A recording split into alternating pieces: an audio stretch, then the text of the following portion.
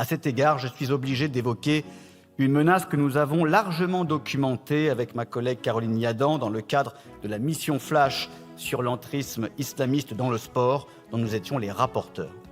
Le sport doit rester un espace de rassemblement où seule la performance distingue les athlètes. Il ne doit jamais devenir un terrain de prosélytisme, de séparatisme ou de revendications communautaristes.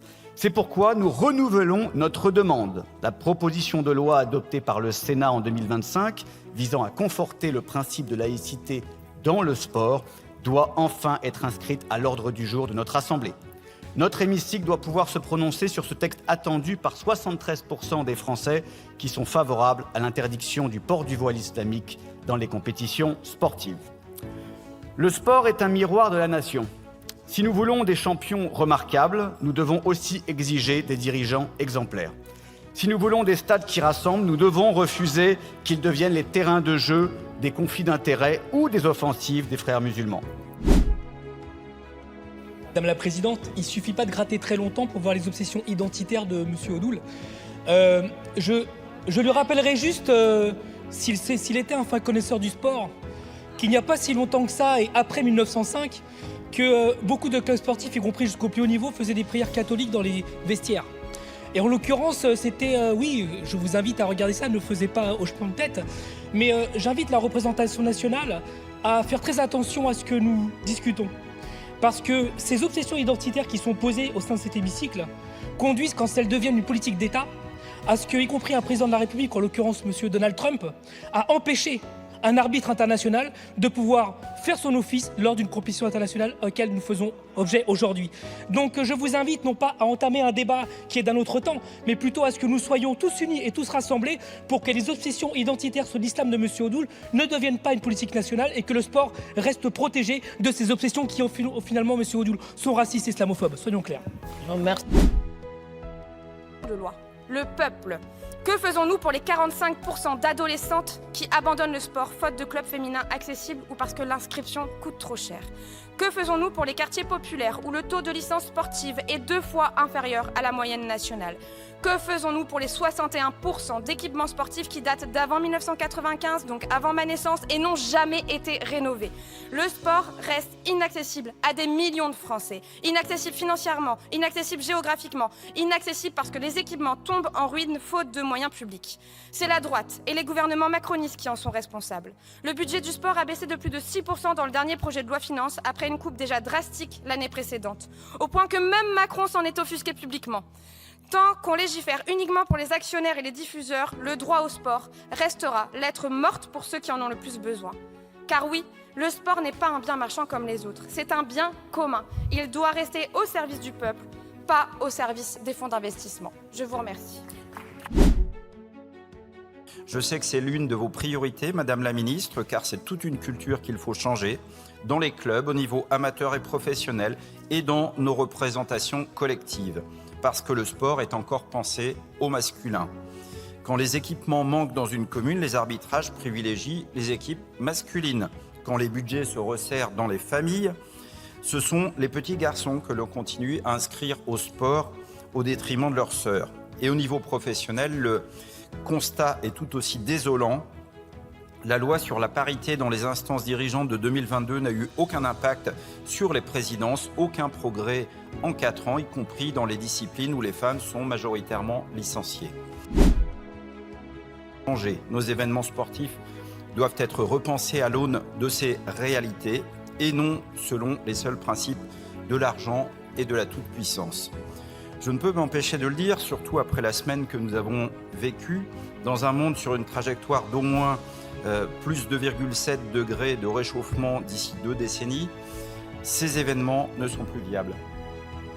Voir des équipes, des dirigeants, des supporters privilégiés multiplier les déplacements en jet privé ou encore voir la FIFA contractualiser avec une compagnie pétrolière saoudienne et en faire la promotion, ce n'est plus acceptable. Nous sommes spectateurs d'un déni climatique sur un terrain qui n'a de vert que la couleur de sa pelouse. Et sans changement structurel, l'enjeu ne sera plus de savoir qui va ramener la coupe à la maison, mais s'il y aura encore une coupe à disputer. Moi, j'entends parfaitement que pour pouvoir pour pouvoir diriger dans de bonnes conditions des ligues, il faut avoir des compétences et que les compétences, ça se rémunère. Mais pour quand même savoir de quoi on parle aujourd'hui d'un plafond annuel brut qui est d'environ 450 000 €. Et donc, avec la réduction de moitié que nous proposons, on est encore à 250 000 €, ce qui fait des salaires quand même nets mensuels supérieurs à 15 000 €, ce qui permet à la fois de valoriser des compétences significatives et de les reconnaître dans l'exercice de ces métiers. Je pense que voilà, on a quand même un enjeu d'exemplarité vis-à-vis de tous les dirigeants, notamment dans les clubs amateurs, qui galèrent pour obtenir quelques centaines d'euros de subventions. Et quand on voit qu'il faudrait supprimer sur des plafonds de rémunération au-delà de 450 000 €, franchement, il y a quand même de quoi s'interroger. Je vous remercie, Monsieur Le Fur. Moi, je comprends pas. Je vois bien l'aspect ultra répressif, etc. Mais outre le fait que vous prenez une décision administrative que ne décide même pas le juge de manière, définitive, mais en plus de ça, vous voyez bien que c'est totalement disproportionné. J'ai fait exprès de vous poser la question parce que je sais ici que il n'y a pas que dans nos rangs qu'on a soutenu, par exemple, des éleveurs qui se rassemblaient. Vous irez leur expliquer que plus jamais ils pourront jouer un rôle dans une instance dirigeante de sport professionnel parce qu'ils ont participé à un moment donné à un rassemblement dont je vous rappelle en plus que constitutionnellement, c'est quand même des choses qui sont protégées. Moi, je ne comprends pas qu'on aille jusqu'à là. Je vois bien le côté un peu démagogique, mais je ne comprends pas. Et en plus, encore une fois, c'est une décision administrative qui pèsera toute leur vie. Voilà, ça me... Oui, merci madame. Il y a un côté paradoxal dans l'argumentaire de nos collègues de gauche. Il y a un côté paradoxal vraiment parce que vous nous dites il faut une exposition d'un certain nombre de minutes de matchs de sport professionnel, c'est-à-dire de sportifs de haut niveau professionnels très bien payés pour faire que la France devienne une nation plus sportive et donc pour permettre l'accès de nos jeunes au sport. Moi je crois l'inverse. Moi, je crois que le modèle pour faire de la France une nation sportive, c'est précisément le modèle amateur, le modèle bénévole. Et si on veut amener nos jeunes à la pratique sportive, eh bien, il faut les emmener, comme je le fais avec mon fils, les samedis après-midi, les dimanches après-midi, voir les matchs du Bourges 15, du rugby Sancerrois, parce que pour les mineurs, c'est tout simplement gratuit et c'est le match qui a lieu devant eux et non pas à travers un écran. Et si on veut reprendre l'analogie de notre collègue Coquerel sur l'exception culturelle, c'est un peu la logique entre le théâtre subventionné et le théâtre privé. Essayer de ne pas affaiblir ce qui fonctionne dans le sport professionnel et ça évitera d'affaiblir également le sport amateur parce que moi je tiens à ce que le sport professionnel soit rentable et que les mécanismes de solidarité entre le sport professionnel et le sport amateur perdurent grâce à ça. Merci Madame Firmin-Lebaudot. Merci Madame la Présidente. Force est de constater que ce n'est pas satisfait, Madame la Ministre. Et d'ailleurs, les fédérations sportives le demandent. Le fait qu'effectivement, elles doivent appliquer dans leur règlement intérieur et que la neutralité soit à géométrie variable en fonction des fédérations sportives, ça montre bien qu'il y a besoin d'un cadre national sur la laïcité. Et d'ailleurs, les auditions que nous avons menées dans le cadre de la mission Flash sur l'entrisme islamiste ont montré que toutes les fédérations que nous avons reçues, que nous avons entendues, demandent un cadre clair, national, et pas laisser la libre interprétation à chaque fédération. Donc c'est pour ça que je vous redemande, et on le redemandera dans d'autres débats, un cadre clair sur la laïcité, sur la neutralité religieuse et politique pour toutes les fédérations sportives. Ce qui est assez incroyable avec les écologistes, c'est que dans leur discours, on a l'impression que la France ne fait rien depuis des années en matière de transition énergétique. Toutes les structures de notre pays, dont les fédérations sportives, le monde du sport, quelquefois avec des effets ou en tout cas des mesures excessives, parce que les fédérations sportives doivent d'abord se concentrer sur les aspects sportifs, vous en conviendrez, toutes les structures de notre pays, et en cela nous sommes l'un des pays les plus vertueux du monde, nous sommes un pays à la pointe en matière de transition, qui a imposé, qui a normé, qui a exigé beaucoup plus d'efforts que les autres, toutes les fédérations sportives font déjà des efforts. Donc je ne sais pas ce que vous voulez de plus, peut-être que vous voulez que le machin qui s'appelle l'ADEME, qui nous coûte 4 milliards d'euros par an, exige que chaque club de sport demande à ses joueurs de planter son slip, son short, son maillot dans le gazon pour vérifier la qualité des sols. Mais de grâce, arrêtons d'exiger toujours plus et concentrons-nous encore une fois sur les aspects. Merci Madame la Présidente. Monsieur le député, nous avons eu l'occasion d'évoquer ce sujet et ce débat en commission. Alors vous placez la barre très haut, même si le sport féminin et sa retransmission est à près de 5% des diffusions, ce qui est très très faible. Mais passer de 5 à 50%, c'est à mon sens une marche relativement, voire très importante, peut-être la graduer. Avis défavorable. Madame la ministre. Compte tenu de, alors ça sera un avis défavorable, mais compte tenu de l'importance du sujet, je vais quand même l'expliquer, Madame la Présidente. Bien évidemment, je souscris comme vous à l'impérieuse nécessité de donner plus de visibilité au sport féminin et notamment au sport professionnel féminin. Et d'ailleurs, les audiences sont au rendez-vous quand on les diffuse. Simplement, aujourd'hui, c'est un état de fait. Nous avons moins de sport professionnel féminin que de sport professionnel masculin, et donc imposer tout de suite 50%, c'est un objectif qui me semble difficile à atteindre de par juste la configuration actuelle du sport français. Pour autant... Le piratage est la conséquence directe de la marchandisation du sport et de l'explosion des coûts des abonnements. Aujourd'hui, pour suivre légalement les grandes compétitions, il faut 3 voire 4 abonnements pour pouvoir suivre l'ensemble des compétitions de foot, et uniquement de foot, ce qui revenait en août 2025, d'après l'équipe, à 63 € par mois en moyenne. Amazon Prime avec le Pass Ligue 1, Bein Sport, Canal+, DAZN, hier, demain Ligue 1+. Ce n'est pas possible de lutter efficacement contre le piratage sans une politique d'encadrement des prix. La majorité de nos concitoyens ne peuvent pas supporter le coût de ces abonnements alors que les salaires sont écrasés, que le coût de la vie explose, notamment sous Macron. Sans une politique publique de régulation de la tarification des plateformes, vous allez exclure les plus fragiles et les plus précaires. En conclusion, au lieu de traiter cette réalité sociale, ce texte choisit la répression et le blocage numérique en temps réel, et cette dérive devient extrêmement inquiétante pour les libertés publiques. Notre préoccupation première devrait être de garantir un accès populaire et abordable aux grandes compétitions sportives, car le sport, je le répète, est un bien commun. Il ne doit pas devenir un produit réservé à celles et ceux qui peuvent payer plusieurs abonnements par mois. Merci.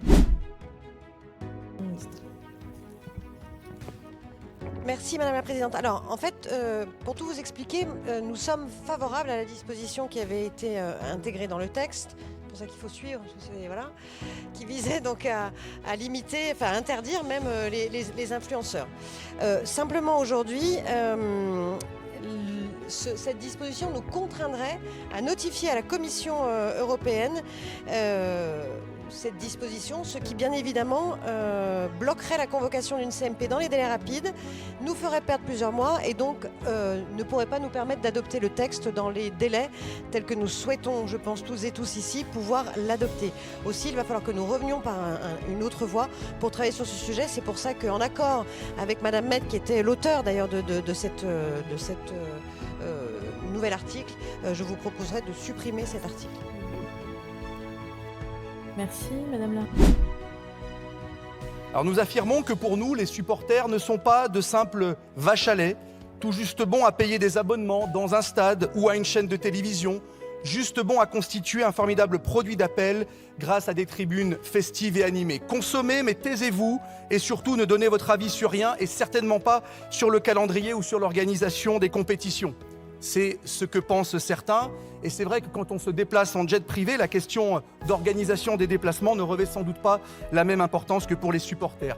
Mais le fait que ceux qui sont, qu'on le veuille ou non, des acteurs de l'industrie du spectacle sportif puissent être concertés, consultés, respectés et même, rêvons un peu, associés, est devenu insupportable pour certains. Alors tout en nuance, le président de la LFP y est allé d'une comparaison douteuse. C'est comme si, je cite, on invitait les casseurs à la garden party de l'Élysée.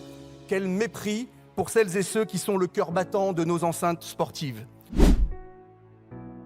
Oui, alors là, on va être en désaccord, Madame la Ministre, parce que je crois qu'il est opportun de maintenir les salariés dans le champ du texte. En fait, cet article, il vise avant tout à prévenir les dérives telles qu'on les a déjà vues dans particulièrement le foot. Moi, je voudrais redire que si on sait que le président de la LFP donc, avait touché un bonus colossal, 3 millions, c'était aussi le cas du directeur général à travers 1 million. Donc moi, les arguments sur le fait de sortir avertir les salariés. Je pense que notre mission, c'est effectivement de garantir, en tout cas, le fait que la notion de dirigeant, elle soit assez floue. Moi, je souhaite qu'on garde ce plafonnement, y compris auprès des salariés. Donc, avis défavorable. J'espère que vous serez d'accord avec moi, mes chers collègues. Bon, merci. Donc, Je m'interroge notamment sur le plafonnement des droits de vote à 25%, sur la suppression des recettes liées aux paris sportifs sans compensation clairement identifiée, sur l'introduction de représentants de supporters dans les instances dirigeantes, et on en parle actuellement sur cet article 3, ou encore sur l'obligation d'un match diffusé en clair, alors même que les droits audiovisuels connaissent déjà une crise majeure, on le sait très bien. Au fond, nous risquons de nous éloigner de l'objectif essentiel de ce texte, mieux lutter contre le piratage audiovisuel, mieux lutter contre la piraterie sur la billetterie, renforcer l'attractivité de notre football et améliorer son organisation. Je vous donne un exemple qui a été pris ce matin. Comment, avec un tel cadre, attirer demain les meilleurs profils pour diriger nos institutions sportives en limitant le plafond à trois plafonds de sécurité sociale, ou recruter le meilleur sélectionneur pour la Fédération française de football, comme Zinedine Zidane, alors que la moyenne de la FIFA pour les sélectionneurs est entre 500 000 et 800 000 euros. C'est pour... Merci, Monsieur Bonnecarrère. Un match en clair par semaine, on nous dit que ce n'est pas bien grave. Sauf que c'est sur 30 ou 40 semaines pour le football, pour le rugby, le basket. Quelle est la chaîne de télévision en clair qui vous a donné un accord sur cette modalité? Aucune chaîne de télévision en clair n'est intéressée par ce modèle. Vous n'aurez personne. Par contre, vous allez déstabiliser des conventions qui fonctionnent et, au risque de vous déplaire, mon cher collègue, la Fédération française de rugby et la Ligue nationale de rugby sont satisfaites de leur coopération dans la durée avec le groupe Canal+, à hauteur de 139 millions d'euros, parce qu'il y a un travail comparatif, parce qu'il y a des consultants, parce qu'il y a une mise en valeur de l'ensemble de ce sport, y compris des deux. Ne mettez pas à bas un système qui fonctionne. Il y a peut-être un sujet pour le football, mais il doit être traité à part. Et ne traitez pas le basket, ne traitez pas le rugby, et même le handball qui a fini par obtenir 4 millions d'euros par an de droits de diffusion dans des difficultés qu'il ne mérite ni de près ni de loin. Merci. Les clubs français sont souvent les vassaux de ces multipropriétaires, à une exception près. Et d'ailleurs, c'est une des raisons pour lesquelles les supporters de tous ces clubs-là s'opposent à cette question-là. Je pense à Strasbourg, je pense à Lorient, je pense à beaucoup d'autres clubs. Donc, il faut mettre un coup d'arrêt à ça. Mettre un coup d'arrêt à ça, pourquoi? Parce que je pense que si la France, qui est exemplaire en matière de formation et de qualité de son équipe, envoie ce signal, c'est quelque chose qui pourra retentir de manière très forte au niveau international. Alors, vous me direz, mais... théoriquement, c'est interdit dans les compétitions européennes. Normalement, deux clubs appartenant au même propriétaire ne peuvent pas concourir dans la même compétition. Sauf que l'UEFA a déjà accordé des exonérations. C'était entre le Milan AC et Toulouse il y a quelques années qui ont participé à la même compétition parce que quelque part, ce qui a prévalu, c'est l'intérêt financier de ces multipropriétaires. Très souvent... Engage et j'ai déjà évoqué le sujet avec les ministres des Sports. Ce que je voulais vous dire, c'est que j'entends, Monsieur Le Fur, vous prenez l'exemple de Strasbourg justement, mais depuis plus de 3 ans maintenant que l'actionnaire américain est arrivé, je n'ai pas l'impression que le club de Strasbourg ait perdu son âme et j'ai toujours l'impression que, en tout cas, le président Keller fait un travail remarquable et que s'il n'y avait pas eu cet investisseur étranger, le club de Strasbourg ne serait peut-être plus là aujourd'hui vu les difficultés économiques que rencontrait le club. Donc je pense qu'il ne faut pas s'interdire d'avoir des investisseurs étrangers qui arrivent. Ensuite, Monsieur le Président Coquerel, vous parlez du Red Star. J'entends, mais une difficulté dans un club ne fait pas loi. Il y a des endroits où ça fonctionne bien aujourd'hui. Donc moi, c'est bien évidemment un avis défavorable. Je pense qu'en l'état, ce serait dangereux aujourd'hui d'interdire la multipropriété, la possibilité à des investisseurs étrangers d'investir dans nos clubs français en ce moment. Merci, Madame Firmin-Lebaudot. Monsieur Duplessis. Non mais c'est même un financement dans lequel la société dans sa globalité ne retrouve pas ses petits en réalité. Et c'est un très mauvais calcul puisque aujourd'hui l'ensemble des rapports convergent pour des rentrées fiscales dont les 200 millions fléchés vers la NJ à peu près un peu plus de 5 milliards d'euros, quand le coût seulement du jeu excessif est lui estimé à plus de 15 milliards d'euros. Donc à chaque fois qu'on laisse ce marché croître, c'est toute la société en réalité qui est perdante en plus des joueurs et des jeunes qui sont particulièrement visés. Oui, merci beaucoup Madame la Présidente. Peut-être Madame la Ministre, pour qu'on ait un peu plus d'éléments, est-ce que vous pourriez nous préciser, si vous avez ces informations, combien de salariés seraient concernés, seraient au-dessus de ces plafonds dans l'hypothèse de l'amendement et dans l'hypothèse aussi de l'amendement qui l'étendrait de M. Courbon? Ça serait intéressant qu'on soit parfaitement éclairé, qu'on ait un peu plus d'éléments sur est-ce que c'est marginal ou est-ce que ça correspond à un certain nombre de salariés de ces fédérations. Je vous remercie, monsieur le député. Madame la ministre. Merci Madame la Présidente. Alors, monsieur le député, je n'ai malheureusement pas à jour la liste de tous les salariés qui pourraient être concernés. En tout cas, c'est extrêmement marginal aujourd'hui. Donc je ne peux pas vous dire mieux à ce stade. Malheureusement, je n'ai pas les chiffres sur moi, mais c'est extrêmement marginal. Ce qui a été